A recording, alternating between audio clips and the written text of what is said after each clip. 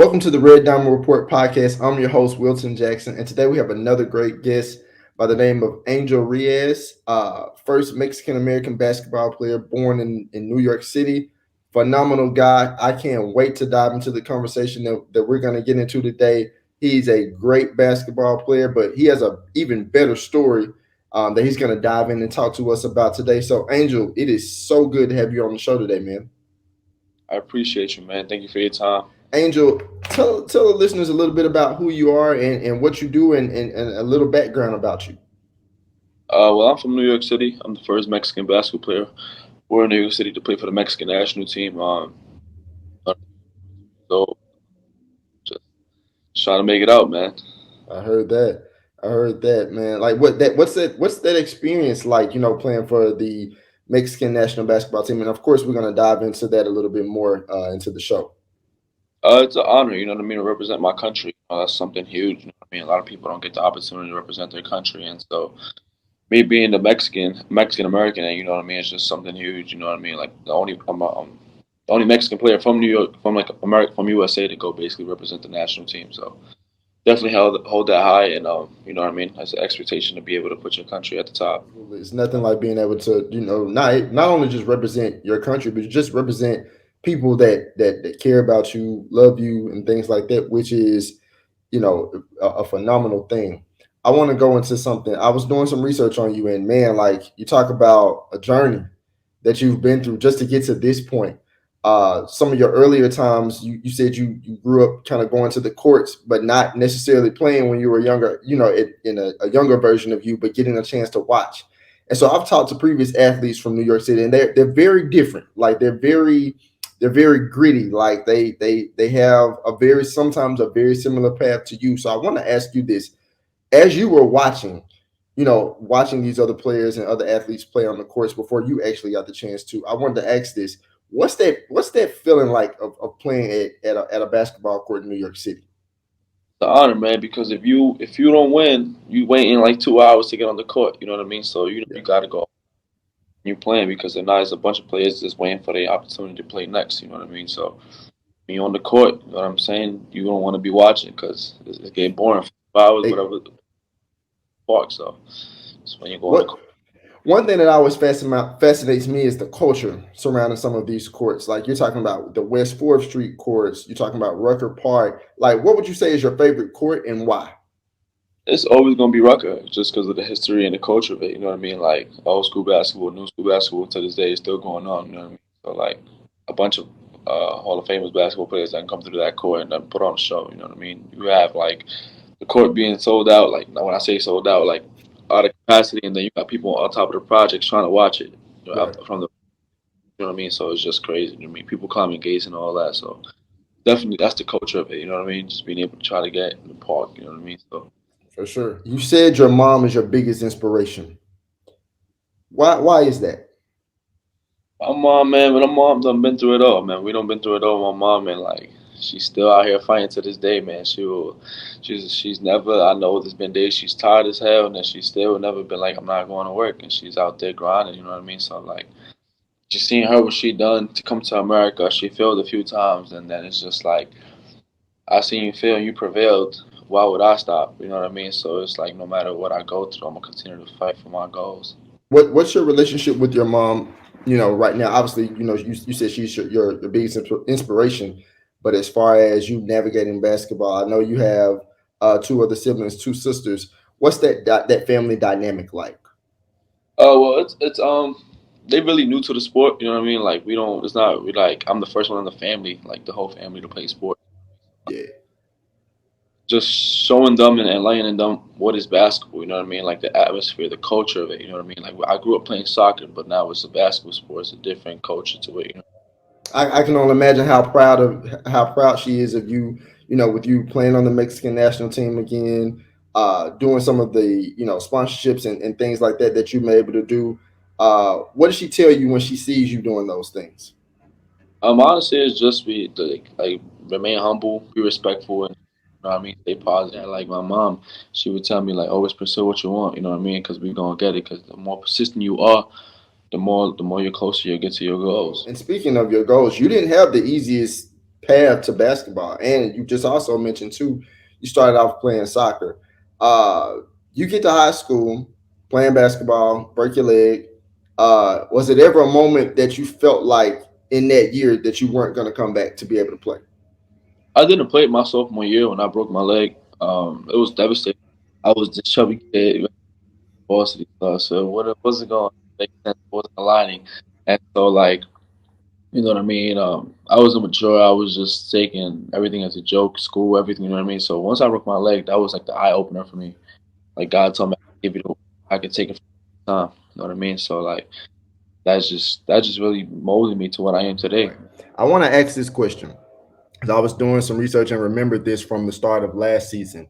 Ahead of the 2022-2023 NBA season, the NBA featured 120 players from 40 countries and 6 continents on rosters.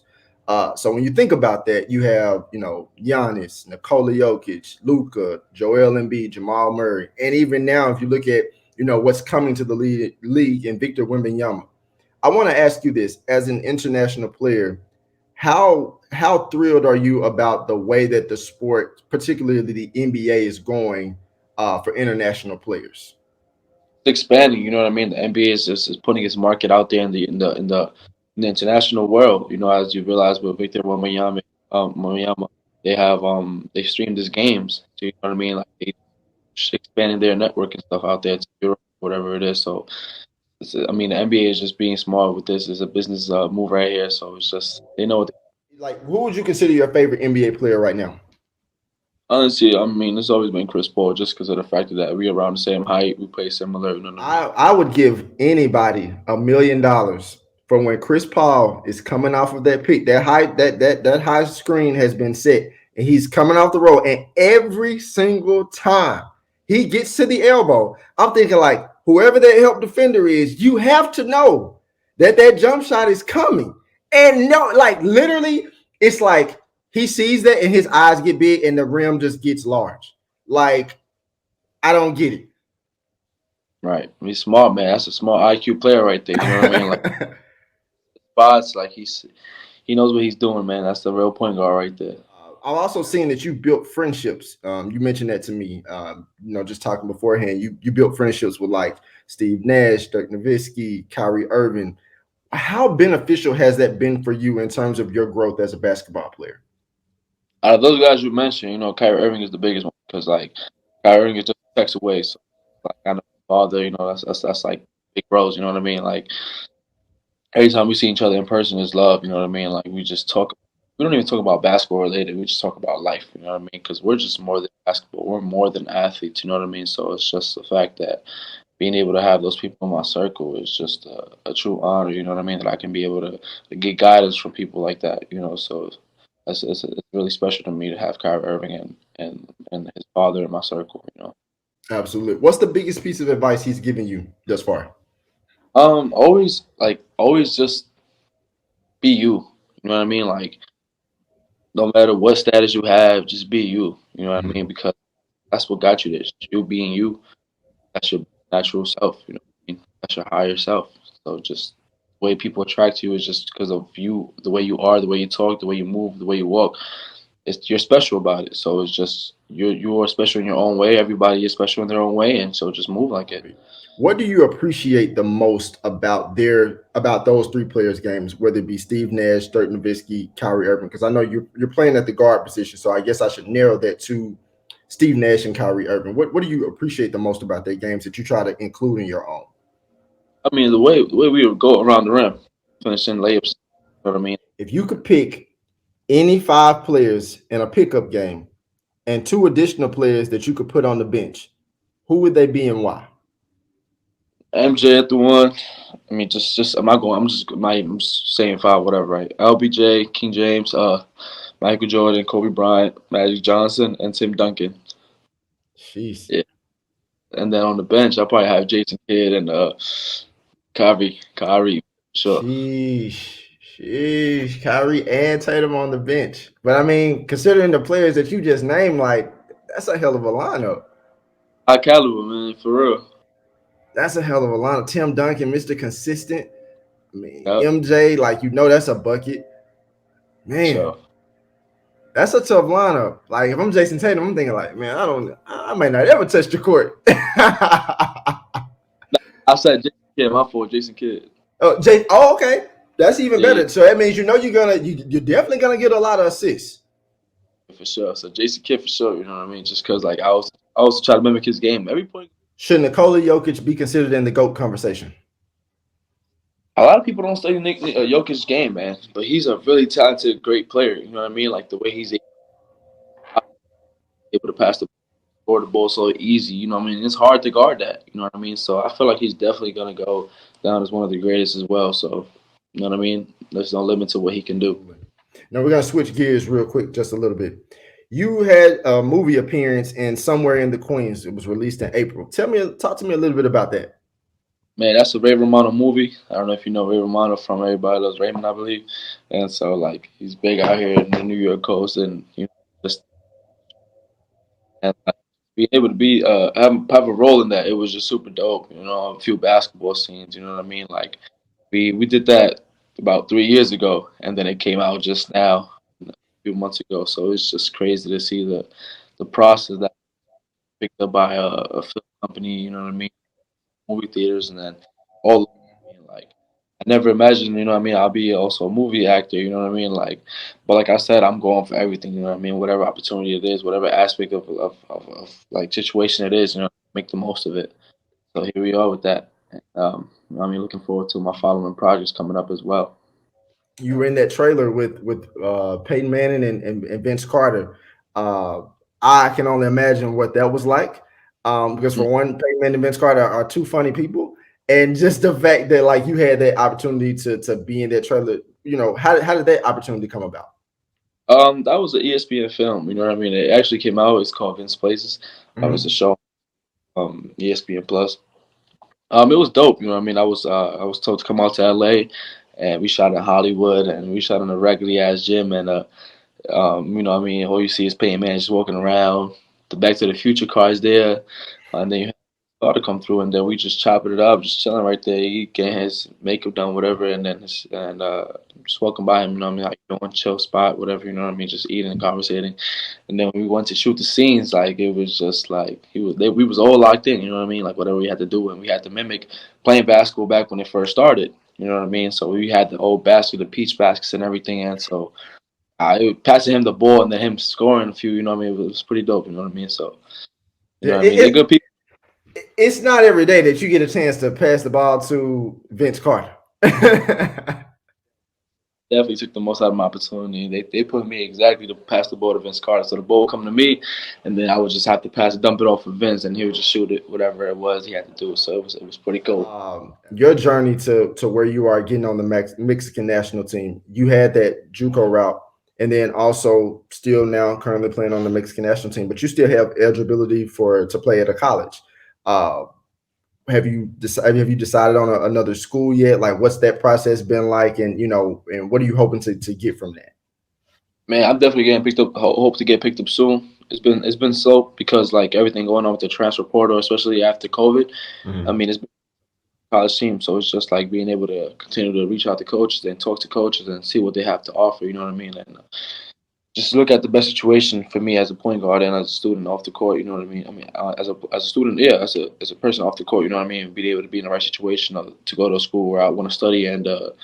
You know what I mean? Because the goal after basketball, obviously, to continue what I want to do, and you know what I mean. So hopefully, to become a sports agent. So being able to have that graduate with that degree that can put me into becoming an agent. So it's just like being in the right school and then being in the right situation as a basketball player. So you know what I mean. God has this, and this is His battle, and I'm just praying for everything comes out right, and I get picked up by school. When you step on that court daily, like even today, when you go into a practice, like. What's going through your mind, one, but then two, what keeps you motivated even on a bad day to really just say, okay, Angel, you got to lock in. Like it's time to go. I'm really trying to lock in to continue to continue to grow and continue to get better. Well, first thing I look at it as is no failing in sports. You know what I mean? Just like Giannis said, you know what I mean? And also the fact that like I don't believe in bad days. You know what I mean? It's just the factor that you have to like lock in more. You know what I mean? Like today, my workouts, I just switch it up. You know what I mean? Like when I get on the court, put on my shoes. Like I know what I got to be on the court. You know, I know it's a certain level that I have to act like to be on the court. You know what I mean? So it's just like I switch it off. You know what I mean? When I'm off the court, we cool off the court, but on the court, like I'm coming at your head. Like I don't care who it is. If it's my mother, if it's my father, like Coach Vic, whoever it is, man, I'm coming at their head. Just because like I know what it took me to be on the court. You know what I mean? I don't want to get off the court. You know what I mean? So like I hold a high standard for myself when I'm on the court. Like I'm that bad man, and like you know what I mean? Like I'm coming to kill you on the court. All that you have a relationship with Juan Toscano Anderson. Yeah, Talk to yeah. me. Talk to me a little bit about that. That's the big bro, man. You know what I mean? Like we both play for the Mexican national team. You know what I mean? He plays for the guys. I play for the U23 ones, and like just being able to have, you know what I mean, just pull away. You know what I mean? Being able to have him play like he won a championship. You know what I mean? He's the first Mexican in the NBA to, like, you know what I mean, to actually win a championship. You know what I mean? So it's just crazy to me that a Mexican could do it. If he could do it, I could do it. You know what I mean? So it's just the fact that his journey to the NBA hasn't been easy. You know what I mean? So it's just like I know what I'm gearing up for, and you know what I mean, to have somebody like him by your side and pick his brain up about like what can happen in the next few years. You know what I mean? So it's just an honor to have Juan Toscano, you know what I mean, as a big brother here in my side. Now you mentioned you mentioned earlier in the show you were talking about how after your injury you took that time to really kind of build on your body, get stronger, put more pride into doing a lot of the things that you wanted to do. With the way that you're playing the game now, you definitely put a lot of emphasis. Having watched some of your clips, you put a lot of emphasis on dishing the ball, putting people in place to score. What's the biggest thing that you're looking to do with your game going forward to help facilitate some of those other things that you want to do? To be honest, my biggest thing right now is just being able to get my sock selection better. You know what I mean? Being able to get I want, you know what I mean? Being able to get to my spot and just be able to knock it down. You know what I mean? Like a lot of things. I know. I mean, mastering the mid range game. You know what I mean? That floor. I mean, they're gonna be tall defenders, so I got to be able to get it high off the rim. Right. So that's just my thing that I'm working on this off season. Apart from my body as well, just trying to be able to get as tall as I can, and just being able to, you know what I mean, get my sock selection off. You know what I mean, be able to have good shots that I want, that I know can go in. What's your proudest moment in basketball so far, other than playing for the Mexican national team? To be honest, it was probably getting my first offer. You know what I mean? That's probably just been a proudest moment, just being able to know that my first, like, all my hard work, everything that I've done, like, just being paid off. You know what I mean? So I just know that I got to continue to work harder and stuff, and just keep at it. You know what I mean? Because the sport, you know what I mean, there's players coming behind me. You know what I mean? So it's a marathon. Just run your own race. And the opposite to that, what would you say has been maybe the biggest moment of adversity for you? Honestly, you know what I mean? Like, probably, I mean, every day I fight through it, just being able to say that I'm Mexican, in New York City, you know what I mean? Sometimes people look at you like, who is this motherfucker? You know what I mean? Like, you know what I'm saying? Yeah. I'd be like, that person, you know what I mean? In the court, you know what I mean? Like, I feel I'm bust your ass now. I think I'm soft. I ain't sweet, bro. Like, ain't nothing sweet about me when I'm on the court. So then I bust their ass, just, yo, what's your name? Yo, let's chop it up after, you know what I mean? Take my hand for this and that. But it's just all a part of the game because people they judge you based off how you look, you know what I mean? But you know what they say, never judge a book by its cover. So it's just like coming at you no matter what. Like if you think I look sweet, I'm not sweet, bro. Like so, it is, bro. Right. When you look at where you are right now, and you see the trajectory of where you could go, what do you see? Honestly, I see myself playing professional. You know what I mean? Like just whatever it is, AG League, whatever, overseas, Europe, Mexico. I see that. Hell, yeah, I've been telling me, you know what I mean? Take it one step at a time. You know what I mean? Right now, you got 3 years of eligibility. Let's try to finish college. Go from this. So honestly, right now, the next few years, I feel like, you know what I mean, becoming an All-American college point guard. You know what I mean? And just being able to they make the most out of my college career that's left. What would you say in that experience? And I guess this is a good segue to come in with this. In that experience, what would you say you've learned the most about yourself? Not necessarily as a basketball player, but just about yourself. I'm more than just an athlete. You know what I mean? I'm more than whatever I'm doing right now. You know what I mean? Like it's so many things that I'm going to accomplish just for this. And I say this humbly. You know what I mean? With the fact that like I'm the first one out the family to play basketball. You know what I mean? I'm out here trying to feed people's families. You know what I mean? And I know that I will make it happen just because of what's to happen. You know what I mean? So you know what I mean? Like I know that I say this humbly. respectfully, and like I'm the first one of the family to do everything, and like I know what I got to do to continue the man, not just as the family, but everybody around the world. How do your sisters look at you and the things that you've been able to do? Like I come home and they're just, you know what I mean, like they just want to conversate with you, and then we'll chop it up, of course, you know what I mean. And it's just them asking me questions and stuff, but I just tell them like, I mean, whatever you need, I'm here, you know what I mean, like, and they usually come just because they're little girls, you know what I mean. So, you know what I mean, like. I just try to put them on the game and just keep them focused. You know what I mean? Like, because it could be a hard thing out there where I'm from, like the streets and the neighborhood that we're in. So it's just that's another one of my motivations to try to get my family to want to get my family out the hood. You know what I mean? Just for my sisters as well. I applaud you for everything that you're doing. The journey that you've had thus far, the journey that you're still gonna have. What people don't realize, and I'm sure you know this because you're in the process and you're going through it now, that it takes a lot to continue to go after your dreams when things have been shut down and when things feel like, here's this big block and wall of adversity that's standing in front of you when you want to continue to grow and get to where you need to be. You're on your way. You are definitely on your way. And don't let anyone stop you, because like it's commendable for what you're doing. And obviously the person that you are, I know you're not going to let anybody stop you in general. I can tell by just your demeanor itself, and even just watching you and doing my research on you and looking at you. Well, Angel, it has been so good to have you on the show. I know we've had our times trying to get on and get this situated, man, but I'm finally glad to do this and to have you on the show. It's been an honor. But I do got to ask this one question before I get out. If it's a basketball question too. 10 seconds, inbound play, you get the ball, coach calls up a play. 9 times out of 10, what play is that coach calling up that involves you? I'm probably gonna be calling off the screen off the left side. Let's say the ball's on the right side, right?